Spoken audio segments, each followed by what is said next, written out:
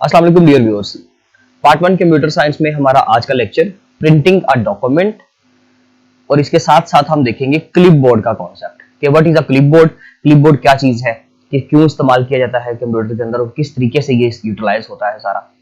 और इसके अलावा हम डॉक्यूमेंट को प्रिंट करने का जो मेथड है बेसिकली उसके बारे में डिस्कस करेंगे। देखिए स्टूडेंट, बहुत ही सिंपल बात है कि जब हम एक डॉक्यूमेंट के ऊपर अपना वो काम कंप्लीट कर लेते हैं, जब हम अपनी वर्किंग कंप्लीट कर लेते हैं, तो सपोज करें कि हमें उसकी सॉफ्ट फॉर्म से हार्ड कॉपी अब चाहिए। मतलब पहले हम कंप्यूटर के अंदर काम कर रहे थे तो वो क्या, उसकी क्या कॉपी कहलाती है, सॉफ्ट कॉपी। एक इलेक्ट्रॉनिक डॉक्यूमेंट जो होता है बेसिकली सॉफ्ट कॉपी क्या होती है, an electronic document. Electronic document that is stored on your computer memory, जो आपकी कंप्यूटर की मेमोरी के ऊपर स्टोर करता है, ऐसा इलेक्ट्रॉनिक डॉक्यूमेंट सॉफ्ट कॉपी कहलाता है। ठीक है, ये हम साथ में दो डेफिनेशन जो है वो क्लियर कर रहे हैं अपनी। और उसके अलावा नेक्स्ट वन इसमें टर्म है हार्ड कॉपी। हार्ड कॉपी क्या होता है, और जब आप लोग उसको उसी डॉक्यूमेंट को जो आपने इलेक्ट्रॉनिक डॉक्यूमेंट कंप्यूटर के ऊपर रेडी किया, अब आप चाहते हो कि जी वो मुझे हार्ड फॉर्म में चाहिए, मतलब आप उसका पेपर फिजिकली अपने अपने पास मौजूद रखना चाहते हैं, आप अपनी फाइल में कहीं रखना चाहते हैं, आप अपने किसी रैक के ऊपर उसको रखना चाहते हैं, आप अपनी बुक्स के अंदर रखना चाहते हैं, अपने बैग के अंदर रखना चाहते हो, तो ऐसे चीजों को हम हार्ड कॉपी बोलते हैं। हार्ड फॉर्म मटेरियल जो होता है, तो वो बेसिकली क्या होता है, ये इलेक्ट्रॉनिक डॉक्यूमेंट नहीं है बल्कि ये एक फिजिकल पेपर है। ओके, तो ले जी हमने कंप्यूटर के अंदर एक यानी कि सॉफ्ट कॉपी के ऊपर तो काम कर लिया, अब हमें वो हार्ड फॉर्म में चाहिए, हार्ड कॉपी चाहिए उसकी, तो उसको हम प्रिंट कर लेंगे with the help of a printer. Printer is an output device जो हमें क्या कर देती है जी, चीजों का कंप्यूटर के अंदर दिए गए जो भी इंस्ट्रक्शंस हैं, जो भी डॉक्यूमेंट का प्रिंट होता है वो हमें हार्ड फॉर्म में, हार्ड कॉपी के फॉर्म में हमें मटेरियल वो प्रोवाइड करता है प्रिंटर बेसिकली। ओके, तो उसको प्रिंट करने के लिए अब टूल क्या है, मेथड क्या है। देखिए एक तो भाई दो मेथड है हमारे पास, there are two methods to print. Number one, पहला मेथड कौन सा होगा, वही हमेशा की तरह एक हम कमांड दे सकते हैं, एंड नंबर टू अगर हम उसके लिए मेन्यू यूज करना चाहे तो मेन्यू भी इस्तेमाल कर सकते हैं। पहले तो हमने वो प्रिंट का जो मेथड है सारा, वो जो डायलॉग बॉक्स है उसका वो विंडो हमने अपनी स्क्रीन के ऊपर लानी है ना, उसके बाद बाकी चीजें तो बाद में होंगी।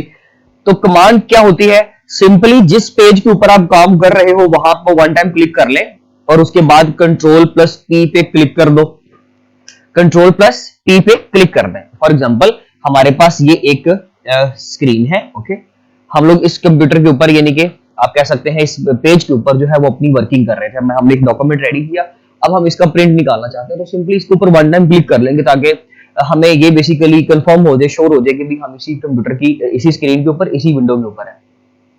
उसके बाद आप सिंपली कंट्रोल पी की कमांड देते हैं, आपका डॉक्यूमेंट सेव है या नहीं है इससे कोई फर्क नहीं पड़ता। ओके, आपने उसका फाइल नेम रखा हुआ है कोई नहीं रखा हुआ उससे भी फर्क नहीं पड़ता। सिंपली जहां से जिस पॉइंट से आप लोग कंट्रोल प्लस पी यानी कि प्रिंट की कमांड दोगे, प्रिंटर उसको एक्सेप्ट कर लेगा, तो प्रिंटर के पास एक्सेस उसी वक्त चली जाती है। वो बिल्कुल मैटर नहीं करता कि फाइल सेव है या उसका कोई नाम नहीं है, जो भी है वो चीजें मैटर नहीं करती। अगर बाय मेन्यू करें तो स्टूडेंट इसके लिए मेथड हमारे पास क्या है जी, कि हम लोग सिंपली फिर वही बात मेन्यू बार में से फाइल पे क्लिक करेंगे। फाइल पे क्लिक करने के बाद एक मेन्यू हमारे सामने आएगा, स्क्रीन सामने आएगी, उसमें से एक ऑप्शन होगा प्रिंट का। हम प्रिंट के ऊपर क्लिक करेंगे स्टूडेंट्स, तो हमारे सामने प्रिंट का डायलॉग बॉक्स जो है वो अपीयर हो जाएगा, जिसकी मैं पहले आपको एक इलस्ट्रेशन स्क्रीन पे दिखा देता हूं। तो इस तरह से हमारे सामने एक स्क्रीन आ जाएगी। अब इसमें नंबर ऑफ आप कह सकते हैं फीचर्स हैं, नंबर ऑफ टूल्स हैं मजीद जिसको हम यूटिलाइज कर सकते हैं। सबसे टॉप अगर आप देखें लेफ्ट कॉर्नर पे, तो हमारे सामने प्रिंटर लिखा हुआ और साथ में नीचे नेम का हेडिंग है। उसके सामने हमारे पास एक ड्रॉप डाउन का बॉक्स बना हुआ है, जब हम उसके ऊपर क्लिक करेंगे उस एरो के ऊपर, तो ये नीचे की तरफ थ्रो कर देगा अपने आप को, मींस के ओपन हो जाएगा। अब जितने भी प्रिंटर हमारे कंप्यूटर के साथ अटैच थे रिसेंटली या जिनकी हिस्ट्री अभी तक हमारे साथ कनेक्टेड है इस कंप्यूटर के साथ, वो या जो लेटेस्ट प्रिंटर अभी इस वक्त करंट टाइम में कंप्यूटर के साथ अटैच होगा, उसका नाम टॉप ऑफ द लिस्ट आ रहा होगा। जरूरी नहीं है कि जो कंप्यूटर प्रिंटर के साथ अटैच है, यानी कि जो प्रिंटर आपके कंप्यूटर के साथ अटैच है उसका नाम ही टॉप पे हो, किसी और का भी हो सकता है। तो हमने पहले तो ये मेक श्योर करना होता है कि जो ड्रॉप डाउन के अंदर हमारे पास नाम आ रहा है वो वही प्रिंटर है ना जो अभी हमने कंप्यूटर के साथ अटैच किया हुआ है। ठीक है जी, तो एक तो हमने ये चीज पहले कंफर्म करनी होती है, और मोस्टली जब लोग रेगुलरली इसके ऊपर काम कर रहे होते हैं तो फिर वो एक चीज फिक्स हो जाती है, उसको हमें बदलने की भी जरूरत नहीं पड़ती क्योंकि लोगों ने उसकी सेटिंग पहले से की होती है ऑलरेडी। यानी कि मैं कहना ये चाह रहा हूं कि भाई हमने सबसे पहले ये मेक श्योर करना है कि जो प्रिंटर हमारे पास मौजूद है उसी का नाम, उसी का ड्राइवर हमारे सामने इस तरीके से स्क्रीन के ऊपर आ रहा हो। नेक्स्ट वन, हमारे पास अब जो है वो मल्टीपल ऑप्शंस हैं, जैसे कि हम अगर जितने पेजेस की, मैं सपोज कर ले मेरे पास एक फाइल है, एक डॉक्यूमेंट है जिसके अंदर तकरीबन 100 पेजेस है। अब 100 पेजेस की कॉपीज निकालनी है तो फिर मुझे नीचे वो भी मेंशन करना पड़ेगा, जैसे कि all pages, one page, current page, कितने पेजेस का आपने प्रिंट निकालना है वो ऑप्शन बताने पड़ेंगे। सिमिलरली राइट साइड पे अगर आप आ जाएं तो नंबर ऑफ कॉपीज बतानी पड़ेगी कि कितनी कॉपीज आप जनरेट करना चाहते हो। सपोज आपने एक ऑप्शन पे क्लिक कर दिया करंट पेज पे कि मैं एक ही पेज चाहता हूं, तो फिर आपको राइट साइड पे अगर आप देख रहे हैं तो उसमें आपको बताना पड़ेगा कि भाई कितने पेजेस के उस पेज की कितनी कॉपीज जनरेट करनी है। 10 कॉपीज निकालनी है, 20 कॉपीज निकालनी है, तो वो बेसिकली निकलेंगे तो प्रिंट। अब आप यहाँ पे कॉपियर और प्रिंटर के ऑप्शन को बिल्कुल भी जो उनके कॉन्सेप्ट को मिक्सअप ना कीजिएगा। हम यहाँ पे डेफिनेटली वो प्रिंट एक कॉपी है ना बेसिकली, तो आप एक पेज के कितने प्रिंट चाहते हो, 10 प्रिंट चाहते हो, 20 चाहते हो, तो वो आपको नंबर ऑफ कॉपीज यानी कि नंबर ऑफ शीट्स लिखनी पड़ेगी। तो ये बेसिकली तमाम चीजें जो है हमारे सामने स्क्रीन के ऊपर आती है, जिसके अंदर फर्दर कुछ डॉक्यूमेंट्स होते हैं, जैसे कि फर्दर ऑप्शन मौजूद हैं कि आप कब क्या प्रिंट करना चाह रहे हो, डॉक्यूमेंट प्रिंट करना चाह रहे हो, कोई फाइल है या कोई वेब का कोई ऑप्शन है, वो तमाम ऑप्शन के ऊपर हम क्लिक कर सकते हैं। इसके अलावा हमारे पास कितने पेजेस मौजूद हैं, हमें वो पेजेस बताने पड़ेंगे। हम पूरे डॉक्यूमेंट को कॉपी करना चाह रहे हैं यानी कि उसका प्रिंट निकालना चाह रहे हैं, तो हमें वो बताना पड़ेगा। तो ये तमाम चीजें हमें इस डायलॉग बॉक्स के अंदर, जो प्रिंट का डायलॉग बॉक्स है, इसके अंदर हमें वो तमाम चीजें तय करनी पड़ती है। अब स्टूडेंट देखिए, जैसे ही आप लोग ये सारी चीजें कंफर्म कर देंगे, जब आप ओके पे क्लिक करोगे तो फौरन से क्या करेगा कि प्रिंटर सेकंड्स के अंदर ही वही कॉपी जिसको आपने प्रिंट मंगवाया होगा वो चीज आपके सामने हार्ड फॉर्म में आ जाएगी। हार्ड कॉपी उसकी आपको प्रिंटर प्रोवाइड कर देगा, जो प्रिंटर आपके कंप्यूटर के साथ अटैच था। ओके, तो ले जी ये तो हो गया प्रिंटर का कॉन्सेप्ट। अब हम बात कर लेते हैं क्लिपबोर्ड की। देखिए स्टूडेंट्स, क्लिपबोर्ड का कॉन्सेप्ट बहुत ही इंपॉर्टेंट है। क्लिपबोर्ड का शॉर्ट क्वेश्चन आता है, उसके एमसीक्यूज आते हैं कि जो टेक्स्ट हम लोग कॉपी करते हैं, अब आपको कॉपी और कट का तो लाजमी डेफिनेटली पता ही होगा।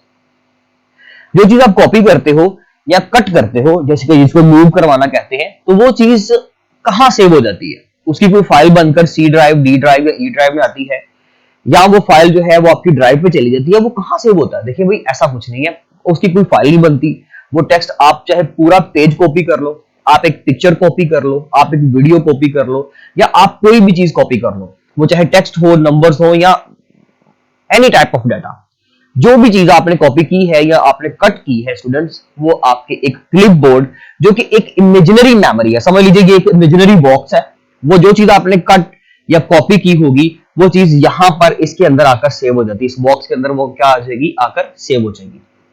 अब ये बॉक्स कोई अलग एप्लीकेशन नहीं है, मैं आपको फिर बता रहा हूं कि ये कोई अलग एप्लीकेशन नहीं है, बल्कि ऑपरेटिंग सिस्टम का ये एक फीचर है कि ऑपरेटिंग सिस्टम हमारा जो ओएस होता है वो बेसिकली ये फीचर प्रोवाइड करता है कि उसके अंदर खुद से बाय डिफॉल्ट एक बिल्टन क्या होता है, हमारे एक क्लिपबोर्ड होता है। वो क्लिपबोर्ड के ऊपर वो डाटा जो कट किया होता है या पेस्ट किया होता है वो इसके ऊपर जाकर स्टोर हो जाता है, जब तक आप उसको यूटिलाइज नहीं करते। सपोज कर ले, अगर आप कंप्यूटर ऑफ कर देते हो, आपने एक चीज कट या कॉपी की और आपने कंप्यूटर को शट डाउन कर दिया, तो ये क्योंकि इमेजिनरी मेमोरी है, ये क्योंकि टेम्परेरी मेमोरी है, तो सिमिलरली जैसे रैम एक टेम्परेरी मेमोरी है तो वो अपना कंटेंट खो देती है, तो ये भी अपना कंटेंट खो देगा। बट अगर आपका कंप्यूटर ऑन है और आपने एक कॉपी या कट की कमांड ली है और आप 10 घंटे स्टिल अगर वेट करते हो, आप उसको पेस्ट नहीं कहीं पे कर रहे, तो डजंट मीन दैट कि वो चीज खत्म हो जाएगी, वो बिल्कुल नहीं खोएगी, वो वहीं पे रहेगी क्योंकि कंप्यूटर अभी तक ऑन है। ओके, तो वो टेम्परेरी मेमोरी अपने आप को होल्ड करके रखेगी 10 घंटे के लिए, या जितनी देर भी आप उसको कट वहां पे पेस्ट नहीं करते। तो उसमें हमारे पास कुछ 3 कॉन्सेप्ट है, वो हमें 3 टर्म्स दोबारा से जरा देखनी पड़ेंगी, कट, कॉपी और उसके बाद पेस्ट। कट के जो है वो 2 नाम है हमारे पास, हम उसको मूव करना भी कहते हैं, ठीक है जी। तो हम अगर डाटा को कट करें तो उससे क्या होता है कि डाटा अपने सोर्स पॉइंट से, सपोज करें मैंने यहां से एक बॉक्स ये है हमारे पास, एक बॉक्स हमारे पास ये है, मैंने यहां पर लिखा हुआ टेक्स्ट कट किया, तो कट करने से मुराद है कि मैंने उसको यहां से हटा दिया, वो अपने सोर्स पॉइंट से खत्म हो जाता है, परमानेंटली रेज हो जाता है। और अब आप जहां पे उसको पेस्ट करना चाहते हो वहां पर आप जाकर कमांड दोगे Ctrl+V की, ये हमारी पेस्ट की कमांड है, Ctrl+V। कट करने के लिए 2 मेथड, मेन्यू वाला मेथड भी हम एक्सप्लेन कर चुके हैं, और अगर आप बाय कमांड करेंगे तो Ctrl+X से उसको आपने कट किया, तो यहां पर जाकर आपने उसको पेस्ट कर दिया, वो डॉक्यूमेंट आपका या वो जो टेक्स्ट था वो यहां पर आ गया। अब यहां पर वो ओरिजिनल पोजीशन पे अपने सोर्स पॉइंट पे वो मौजूद नहीं है।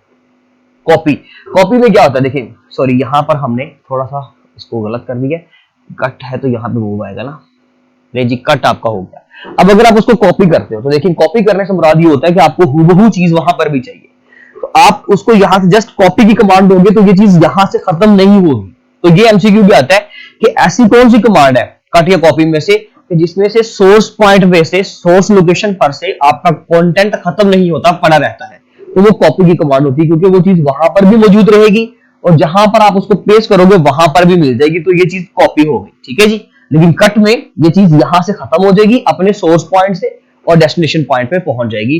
तो क्लिपबोर्ड बेसिकली क्या करता है, जो चीज हम कट या कॉपी करते हैं वो चीज इसके ऊपर जाकर स्टोर हो जाती है, ओके। और जब तक आप उसको कॉपी करवाना चाहें आप उसको कॉपी करवा सकते हो। मींस कि आपने वन टाइम एक चीज की कॉपी की तो वो चीज आपने वन टाइम पेस्ट कर दी, डजंट मीन दैट कि वो चीज खत्म होगी, वो क्लिपबोर्ड पर अभी भी मौजूद है। आप उसको 10 डिफरेंट लोकेशंस के ऊपर पेस्ट करना चाहें आप कर सकते हैं, आप उसको मोर देन 10 लोकेशंस पर आप उसको पेस्ट करना चाहो तो स्टूडेंट्स आप उसको पेस्ट कर सकते हो। हाँ, जब तक आप नया कंटेंट नहीं उसको दोगे वो पुराना कंटेंट अपनी मेमोरी में से वॉश नहीं करता। क्लिपबोर्ड इतना सियाना है हमारा, ओके जी। तो जब आप एक नया कंटेंट कट करोगे या कॉपी करोगे तो फिर प्रीवियस कंटेंट खत्म हो जाएगा उसकी मेमोरी में और नया कंटेंट आ जाएगा।